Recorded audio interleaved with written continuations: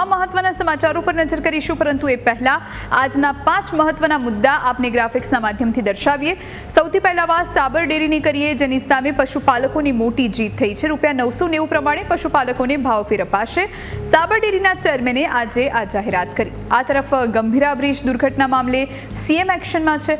સબ સલામતનો report આપનાર અધિકારીઓનો ઉધડો લઈ લીધો છે। જવાબદાર અધિકારીઓ સામે કડક કાર્યવાહીના આદેશ અપાયા છે।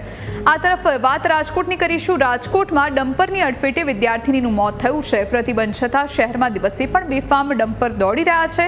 સાંસદ રામ મોકરિયાએ કડક કાર્યવાહીના આદેશ આપ્યા। તો બીજી તરફ સુરતમાં યુવતીના આપઘાત કેસમાં પોલીસ એક્શનમાં છે। પાટીદાર અગ્રણીઓએ ન્યાયની માંગ કરી છે। માલધારી સમાજે કહ્યું કે એક તરફથી નહીં, તટસ્થ તપાસ કરવામાં આવવી જોઈએ।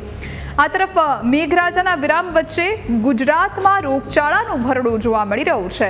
અમદાવાદની 16 સિવિલ દર્દીઓથી ઉભરાઈ। માત્ર 15 દિવસમાં ઓપીડીમાં 3000 કેસનો ઉછાળો જોવા મળી રહ્યો છે। અને આ તરફ આ મહત્વના સમાચારો રહ્યા। ત્યારે